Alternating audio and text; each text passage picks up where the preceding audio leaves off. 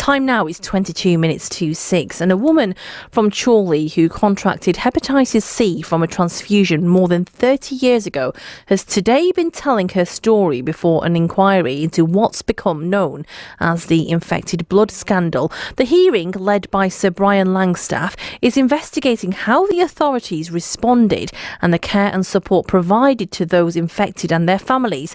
Nicola Leahey from Chorley had her career in the NHS cut short. I'm pleased to say Nicola joins me on the line. Hi, Nicola.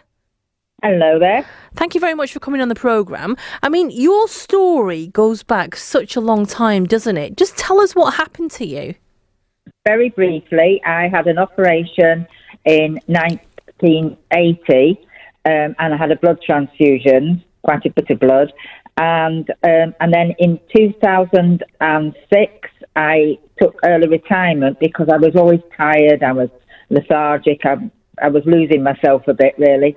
And then consequently found out in 2009 that I'd actually got hepatitis C. And hence all the tiredness and all the other symptoms I had. Had the treatment in 2010, which was awful. And it so-called got rid of the hepatitis C, but you're never rid of it. It's just lying there. So that's how it happened. What kind of symptoms did you have then after you had the blood transfusion? Well, after the blood transfusion, I mean, because I was only 28 at the time and I've got 3 young children, I thought the tiredness and all the flu-like symptoms and everything else, it was just, having kids and being tired and put up with it. But I was always had a very sort of low immune. Got everything that was going, all the germs that was travelling around, I seemed to go down with. With hindsight, I realise now it's because my body was in a state. Right. And how long was it before you realised that you were ill with it? Well, as I said, I had blood tests in 2009, so some 30 years later, and they finally found out through the blood test that I did have hepatitis C. Gosh, I mean, it must be something living with that, thinking that you just normally tired because you've got children, because obviously children can tire you out, and you were quite young as well, weren't you? I was very young, yes. But having spoken to all the other people that I've met, they're the same. They have the same symptoms, and the brain fog, and just not being able to cope, and that's how it came about. But it was good to meet the other people, to realise you're not on your own. Well, I was going to say, has it helped you, meeting other people in the same boat? It helped me because you're not alone, and you have to fight this. It's upsetting because we meet at the inquiry and everything, and every time we meet, there's always somebody not there, because on average they say that there's every 4 days one of us dies, and we've lost thousands to this. So it's, fewer and fewer are left of us to fight for it. So Nicola, tell us what happened today and how do you feel about it? Well, I gave evidence, and I was very pleased to give evidence in 2019 in Leeds at the beginning of the inquiry, and gave my personal statements then. And so now that the inquiry is coming to the end, they were asking for people to put forward just a closing statement of recommendations of what they would like to see happen. And at my opening statement, I said I want lessons to be learned from this, what's been termed the worst tragedy in NHS history.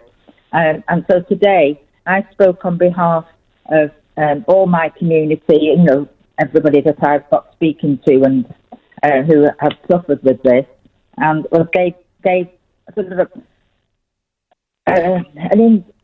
just a brief summary of how we feel and how we feel what should happen next.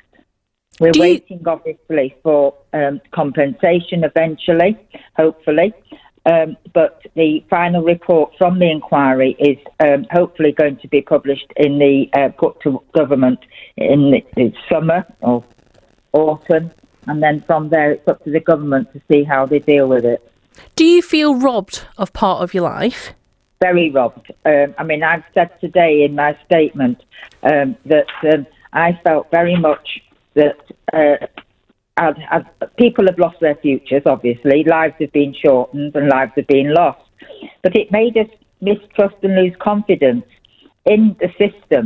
And I feel personally that I was stripped of my dignity, my self-esteem diminished. I actually mourned lost opportunities because I had to give up work.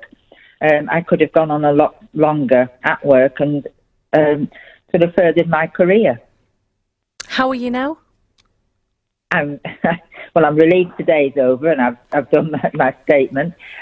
But no, physically and mentally, it drains you. You're worried all the time that the hepatitis could come back, and you are on a death sentence. I mean, you're supposed to have blood tests every so often to check that how your liver is doing, because obviously your liver's damaged, so you need to constantly worry that it's not come back, or you're not going to. It usually goes to liver cancer, and that's when you die of the liver cancer from that. So what are your prospects for the future then, and how optimistic are you?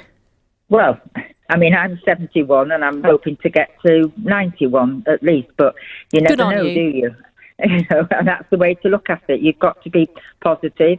You've got to sort of try and help others. And as I say, I keep meeting people, the widows of ones that have lost, or the widowers. Yeah. And we just have to stick together and support each other.